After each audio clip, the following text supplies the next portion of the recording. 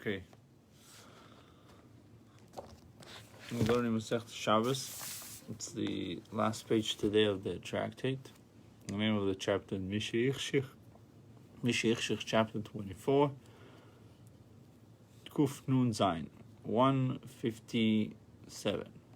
Ein mevakin eitzim in akerus on the top. We may not split wood from beams for firewood on Yom Tov. V'lo min akerus shenishbaro b'Yom Tov. No, from a beam that broke on Yom Tov. This anonymous Mishnah clearly supports Rabbi Yehuda's opinion, so how could Rabbi Yochanan have said that the law follows Rabbi Shimon?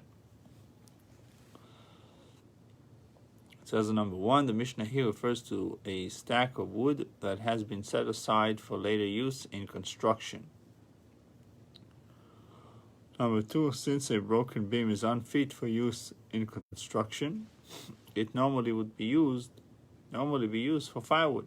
However, since this particular beam was whole at the sunset of Yom Tov, it could be prepared at that time for its present Yom Tov use as firewood. Consequently, it is muktzeh, according to Rabbi Yehuda, whose view this Mishnah.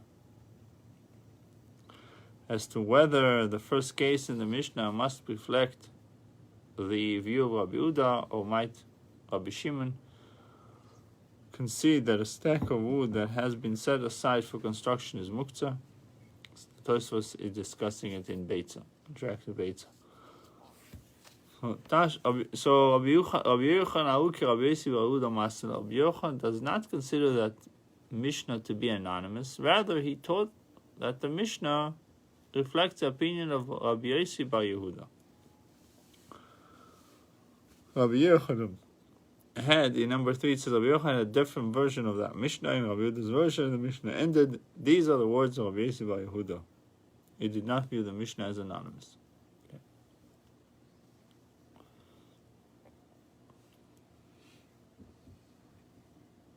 Tashma ba'arim hatevel. Come learn a proof to this from the following Mishnah. We may begin using a stack of straw as fuel for a fire on Yom Tov.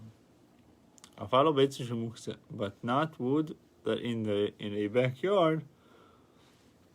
This Mishnah seems to follow the view of it. So we have to remember in Muktzah there's similar law to Shabbos. It has to be mukhan, it has to be prepared. Right. You can't change the designation on Shabbos and also on Yom Tov. So that's really this thing is, if you prepared wood to use for fire on Yom Tov, it's fine, but this was not prepared. Even though you can't use it, it's not per se usable for construction, but you can just decide I'm going to prepare it now for Yom Tov.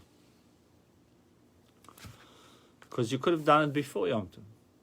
Yeah. So the Gemara says also, that's what it means. Eitzim should be muktzeh, wood that is in the backyard.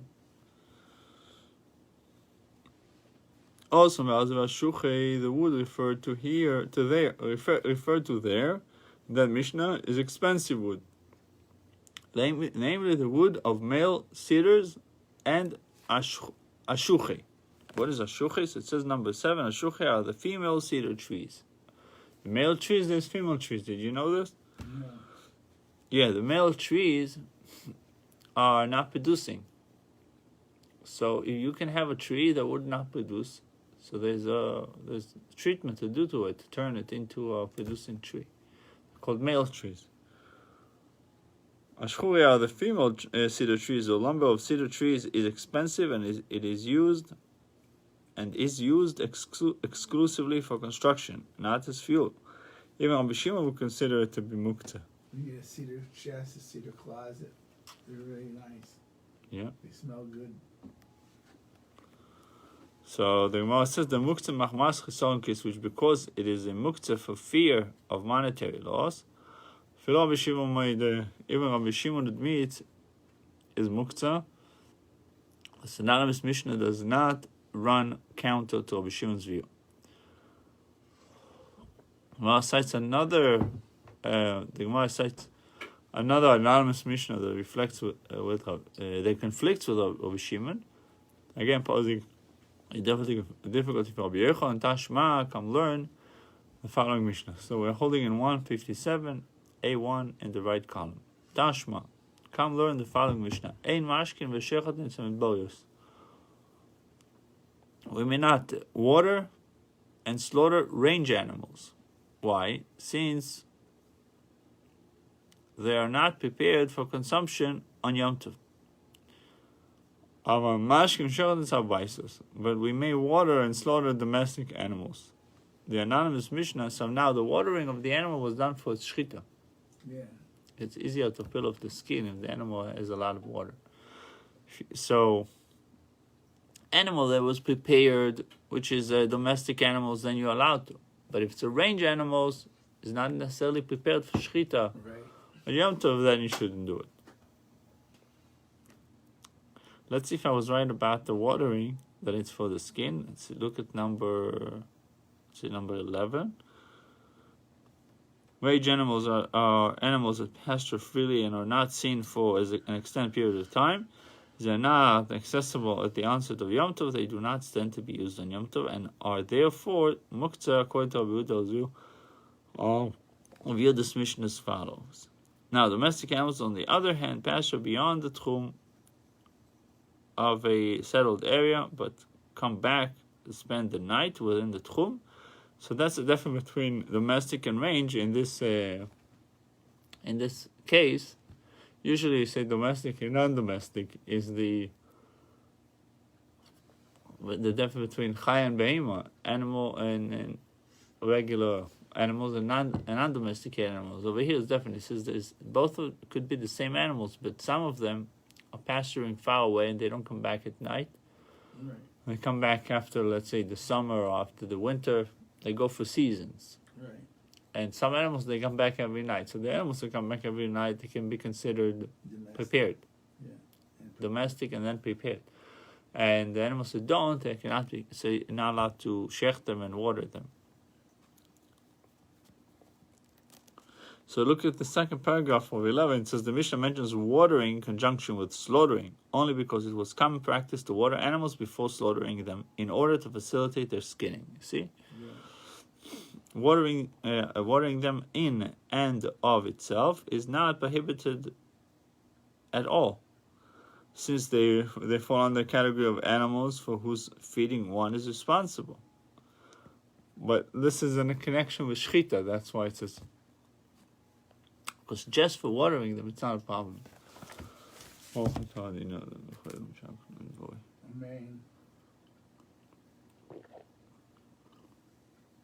Rabbi Yochanan found another anonymous Mishnah. We may remove bones and husks from the table on Shabbos by hand. So you should do it b'shinui. B'shinui say one must take the entire table board and shake it clean, and not handle the bones and husk directly. We have no reliance on this version of Mishnah, for it reverses the opinions, but rather on the following version, which I heard from my master's base. Shammai Shammai rule like Rabbi Yehuda and prohibit the direct handling of bones and shells.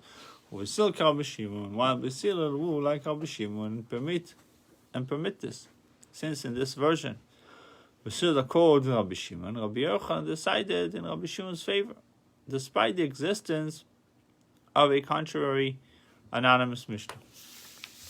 Now, beside the dispute whether or not an object must be prepared for Shabbos and Yom Tov, besides the dispute whether or not an object must be prepared for Shabbos and Yom Tov use, Rabbi Yehuda and Rabbi Shimon dispute several other areas of Shabbos law. The Gemara records an Amoreic dispute regarding the final halacha in these matters. Ravach and Ravina disputed the halacha regarding all the laws of Shabbos. The law follows Rabbi Shimon. levar mimukse machmas mius, except in regard to the issue of mukse by dint of repugnance, where the law follows Rabbi Yehuda. Umaynu, and what is an example of this? Ner yoshen, an old used clay lamp. Even in regard to the issue of muktzeh by dint of repugnance, the law follows Rabbi Shimon. The law always follows Rabbi Shimon. Levar mimuktzeh machmas isur, except in regard to the issue of muktzeh by dint of prohibition. So far we learned muktzeh machmas mius. It's muktzeh because of its repugnance, and there's muktzeh machmas isur. It's muktzeh by dint of a prohibition. Mind you, what is the example of muktzeh machmas isur? Muktzeh by dint of prohibition. Ner shidliku b'isur b'Shabbos, a lamp which a flame had been lit for the Shabbos, and which was burning at the onset of Shabbos, even though the fire has since gone out. It is considered muktzeh by dint of a prohibition. Aval muktzeh machmas riskin kis. However, in regard to something that is muktzeh for fear of monetary loss, I feel Rabbi Shimon made it. Even Rabbi Shimon can see that it should be treated stringently. That nan kol hakelim. You told him b'Shabbos. All utensils may be taken on the Shabbos. Chutz mimasar godel, except for a large saw, v'yoseh and a coulter, which are not used for other purposes, lest they become damaged. Meaning they have a very designated purpose. Right. They're usually never used for other things beside of what you usually do. And these are an agricultural tool, specifically the large knife-like part of a plow that cuts into the ground to make furrows. So we can clear off the bones and huts from the table, or like you have a plastic tablecloth. You take everything in the cloth, and bunch it up. That's it. Put another tablecloth for the next. That's the house. opinion of Beis Hillel. Right. They say just do it b'shino like this. Okay. Right. But if you have bones in the plate, you just take off the plate. Yeah. You know, it didn't directly. That's every. Yeah, fine. That's not a problem. Mefir nedom b'Shabbos, we may annul vows on Shabbos. Sholem nedom she'netzirch haShabbos, and we may seek release for vows made to abstain from things that are necessary for Shabbos. Faking somewhere, and we may temporarily shutter a window on the Shabbos to avoid light coming in. Avoiding the samatlis, and we may a storm like we had last week, theoretically. right. Pikuach nefesh goes under a different category if it's pikuach nefesh. You know, I just had to pull the things down. Right. And we may measure a reg to determine whether it is able to generate tuma. And we may measure a mikveh to determine whether it measures 3 cubic ames. There was an incident in the days of Rabbi Tzadok's father, and in the days of Rabbi Shol ben Botnis, in which they shuttered the window with an earthenware flask, and they tied an earthenware vessel with a strand of reed grass, in order to determine whether or not there was a handbreadth sized opening in a certain barrel. And from their words we learned that we may shudder, measure, and tie on the Shabbos. The Gemara sets forth an inquiry regarding the Mishnah's ruling concerning annulment.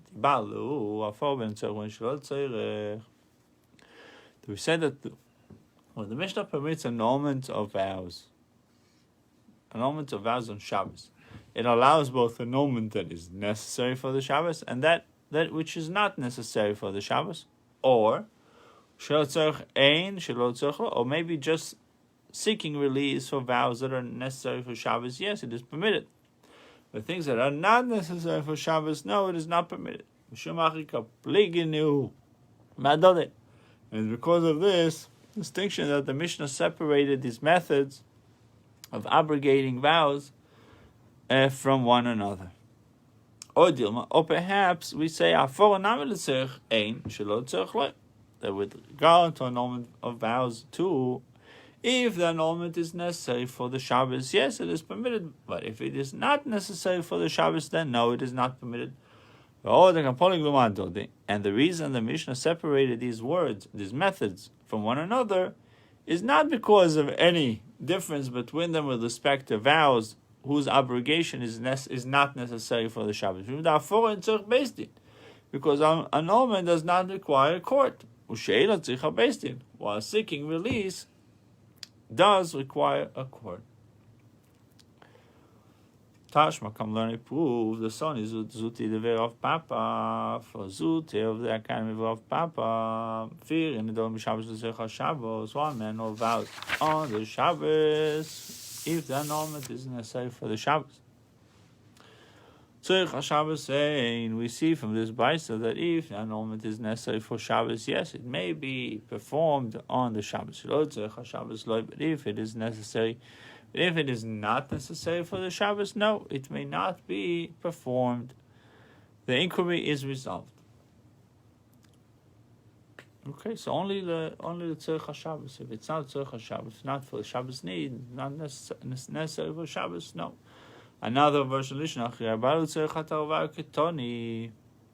we say that the Mishnah is limiting clause of that are necessary for the Shabbos refers to both annulment and seeking release, and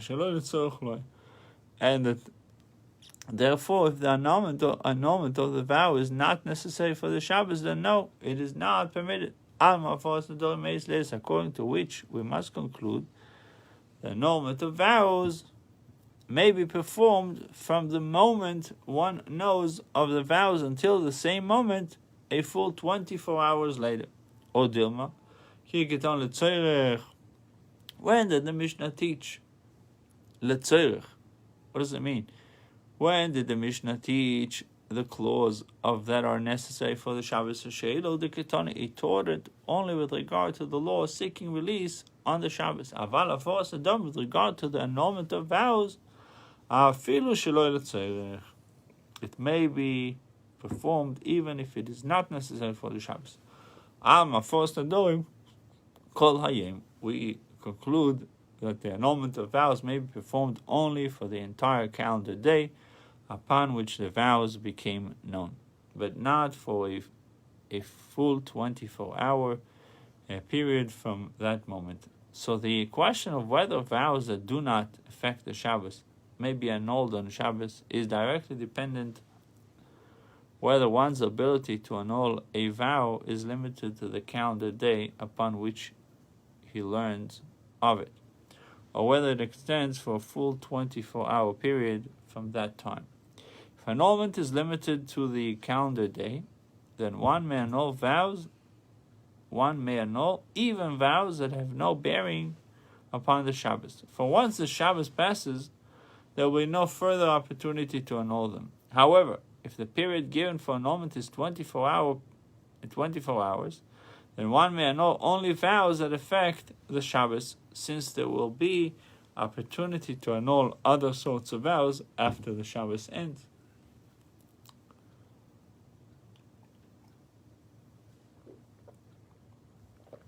Tashma, the Tony of Zut in the Vera Papi. Of Zuti of the Academy of Papi taught a Bais. And feeling the Shabbos Tzorech Shabbos, one may annul vows of the Shabbos if the annulment is necessary for the Shabbos. Tzorech Shabbos ein shelo Tzorech Shabbos lo. So it is necessary for Shabbos, fine. If it's not. We see that annulment of vows may be performed from the moment the vows became known until the same moment, a full 24 hours after that. They can't be later. They can't be annulled, right? I mean, it's like let's see, your wife makes a vow. Right. If you silent and you don't know it sticks afterwards. Then you have to do. Go to the rabbis. Yeah. But we learned it. We learned annulment of vows may be performed for no more than the entire calendar day. Right.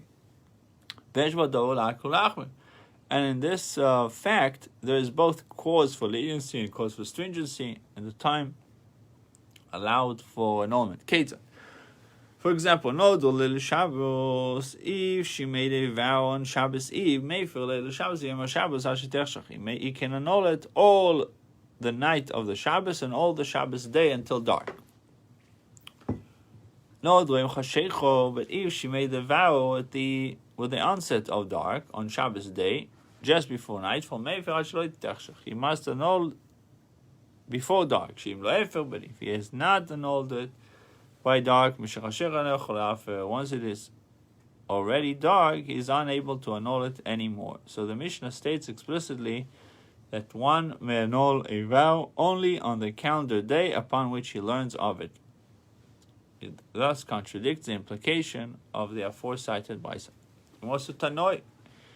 This issue is the subject of Tanaic dispute. The Tanya, for it has been taught in a Baisa. First, annulment of vows may be performed for no more than the entire calendar day upon which the vows became known. The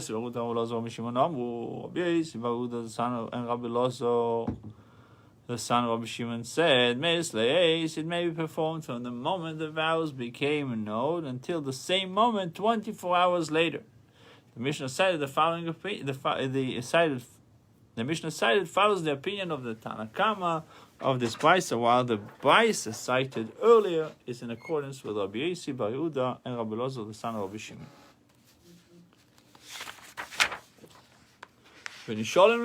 And we may seek release from vows. When the Mishnah permits one to seek release from vows on the Shabbos, does refer only to a case in which he had no opportunity to do so before the Shabbos, or does it perhaps refer even to a case in which he did have an opportunity to do so before the Shabbos? For the rabbis once involved themselves with Rav Zutra, the son of Rav Zera, and released him from his vows on Shabbos. Even though he had an opportunity, he had the opportunity to seek release before the Shabbos. We see that one may seek release on the Shabbos even from vows that could have been dealt with before the Shabbos. There was an incident in which they shuttered the window with an earthenware flask, and they tied an earthenware vessel with a strand of reed grass. There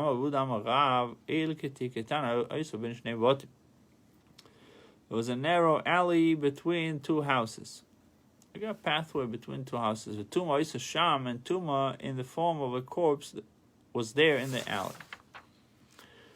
And a cracked barrel rested upon the two houses, sheltering over the corpse. Before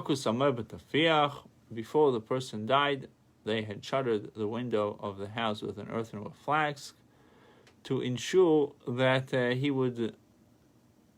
when he would die, no tumah would enter the house. They tied an earthenware vessel measuring a handbreadth wide with a strand of reed grass and attempted to pass it through the crack in the barrel. To determine whether or not there was a handbreadth sized opening in the barrel that would allow the tumah to escape. And from the words we learn that we may shutter, measure, and tie on the Shabbos.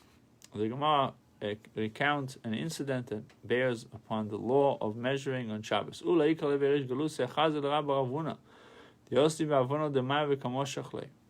happened to go to the house of the auxiliarch.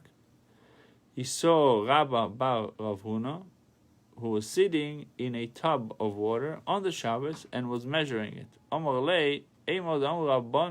When did the rabbi say that one is allowed to measure on the Shabbos? The mitzvah, only if it is measuring performed for the purpose of a mitzvah.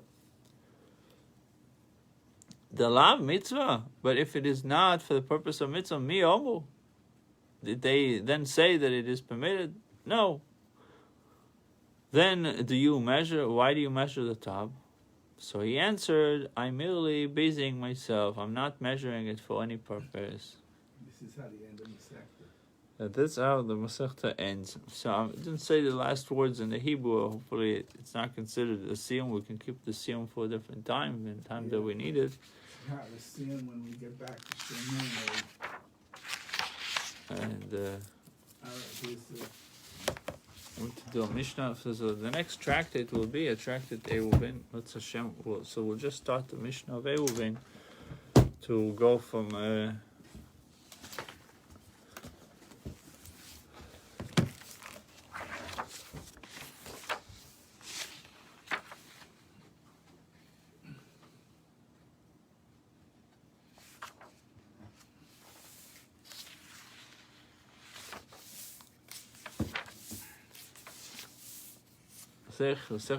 General introduction.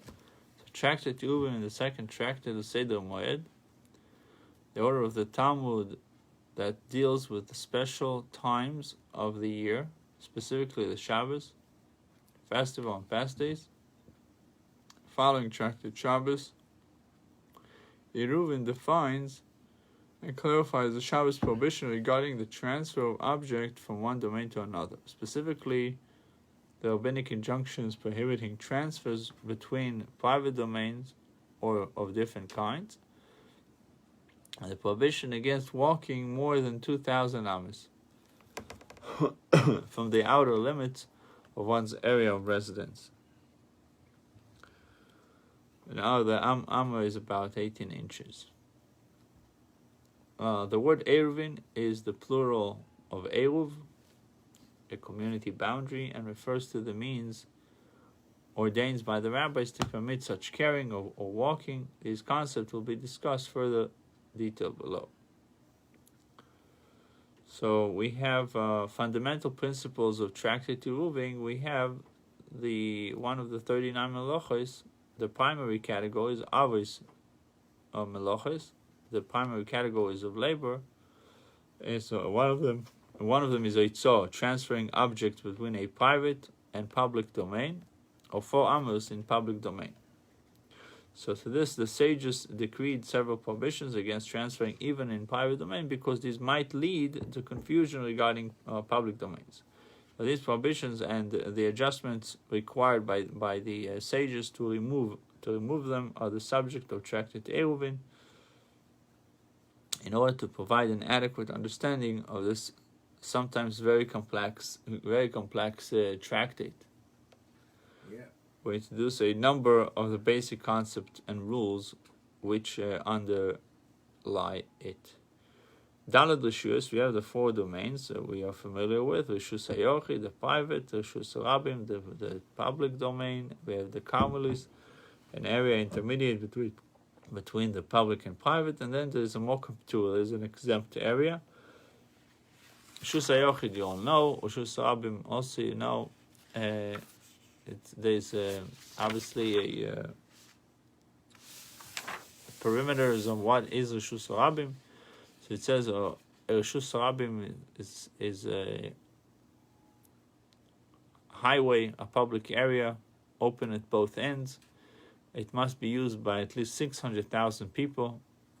The counted population of Jewish encampment during their traveling in the wilderness to qualify as a Rishus Rabim. Now, even if a street which meets all these conditions may be disqualified from being Rishus Rabim, if it differs significantly from the Jewish encampment in the wilderness, private ownership or a roof prevent a street from being classified as Rishus Rabim. You can have certain situations where will not be considered Rishus Rabim. Then we have Karmelis, an area which cannot be classified as Rishus Rabim because it lacks the necessary conditions. It is not set aside for public use. Then we have Mokum Ptur, a place is neither Rishus Rabim nor Rishus Hayochid, but it also lacks the dimensions of Karmelis. Its width less than 4 tfachim. Right, with Karmelis we know there must be at least 4 tfachim.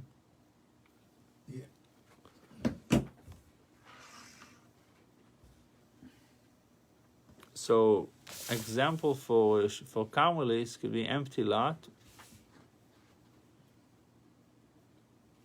an open field, empty lot, or most elevations in Reshus Rabim that rise between 3 and 10 tefachim, between 3 and 10, above the ground.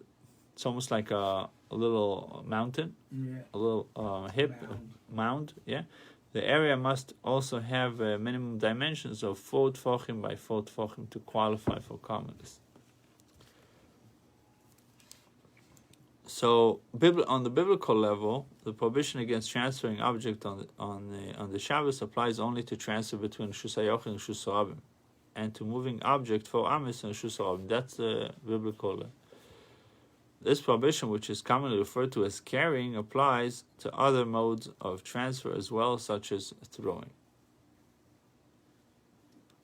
Because the Carmelis resembles both the Reshus Rabim and the Reshus HaYochid, the sages decree that it be treated with all the strictures applicable to these two domains. Consequently, one may not carry an object for Amis in Carmelis, or carry between a Reshus HaYochid and a Carmelis, nor may one carry between a Reshus Rabim and a Carmelis. What's a Mokum Patur? So Mokum Patur is also a place that is neither Reshus Rabim nor Reshus HaYochid, but it also lacks the dimensions of Carmelis. Its width is less than 4 tefachim. It's called an exempt area. Then in Masechta we're going to see something called Pirza Yeser Omer Amos, a gap wider than 10 amos, Post Meruba Loimed, gaps exceed the walled portions, Tzuras HaPesach, the shape of an opening, of a doorway, leniencies, lovud, good, lovud. Provisions allows us to consider two solid surfaces separated by space, measuring less than 3 tefachim, good. Provisions allow us to extend partitions, conforming to the 10 tefach minimum areas. Good achis mechitzaso, good asik mechitzaso. Extend the partition downward, extend the partition upward. Piti kayod v'seisim, the edge of a roof extend downward in seals.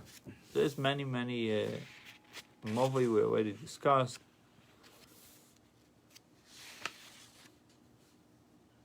Karpaf, we saw it in Shabbos also, an area enclosed but not for residential purposes. Vegetable garden is an example for Karpaf. Iruve Chatzeros, Iruve Shitufim Mevois. Prohibition against carrying into communal courtyards, permitting a communal courtyards in valley, Iruve Chatzeros. Okay, so we have a lot at stake in this tractate. There's an example over here of what is chotzer, what is more foolish. We'll discuss it tomorrow. So the Mishnah is, we're going to do the Mishnah again tomorrow, but just to start something. It says, Movishu gavol amal mes amoi imat. Mavoi ali, that is higher than 20 amis. Imat, what does it mean by imat? Yimait, one must decrease the height of the entryway. He must lower the koira to within 20 amis. Rabbi says he need not lower the koira. It is valid even when higher than 20 amis. So if the entranceway of a mavoi alleyway is as defined by the koira, by a cross beam placed over it, is higher than 20 amis, higher than 20 amot cubits measured from the ground below to the koira, one must decrease the height of the entranceway. He must lower the koira within 20 amis. If carrying is to be permitted in the mavoi, because a crossbeam higher than 20 amis is not a valid koira. Rabbi says he need not lower the koira, as it is valid even when higher than 20 amis. And if the mavoi entrance is wider than 10 amis, he must decrease the width. He must fence off the access width until the opening is no wider than 10 amos. However, if this wide entranceway has a tzulas pesach, has the form of a doorway consisting of a post at either side and a crossbar on top of them, even if the entranceway is wider than 10 amos, you need not decrease the width, since a tzulas pesach is valid even when wider than 10 amos. That's the Mishnah of Eruvin, the first Mishnah of Eruvin. It says, although the Mishnah literally speaks of the height of the mavoi, the reference is to the koira that is placed over its entrance. The Mishnah is following the occasional device of using the name of the hole,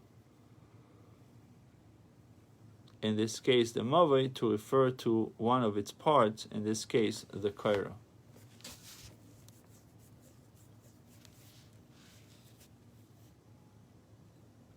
So now we have to understand this whole purpose, this whole koira, this whole beam is to create an eruv. So the question is, if it's above Esrim Amos, it says he needs to lower it. That's what the Mishnah tells us. In order to qualify it as an eruv, so you have to lower it. That's 30 feet basically. If you do 20 times 18, that's 30. 360, and then you divide it by 12, 30 feet. So the beam could be 30 feet high. You need to be a little lower. The Mishnah says you might. According to Rabbi Yehuda, it doesn't have to lower it. That's what the Mishnah is telling us. They're using the telephone wires for part of the arrow. Yeah, they're not 30 feet high. But according to Rabbi Yehuda, it doesn't need to. It's only according to the Tanakama. Now, if the mavoi, if it is wider than 10 amos, it needs to decrease it. Wider. If it's wider than 10. Wider. I'm trying to think. What is the mavoi is a courtyard, right? No, but the thing is, that's what I just read. Although the Mishnah literally speaks of the height of the mavoi, the reference is to the koira. They're dealing with the koira, the beam itself. It's placed over its entranceway. So Rabbi Yehuda said, it doesn't. You might. But if this wide entranceway has a tzulas pesach, the form of a doorway consisting of a post at either sides and a crossbar on top of them, so when do you have to decrease its width? When it doesn't have a shape of an opening, but when it has tzulas pesach, it doesn't have to decrease its opening, even though it's 10. We'll continue this tomorrow, God willing.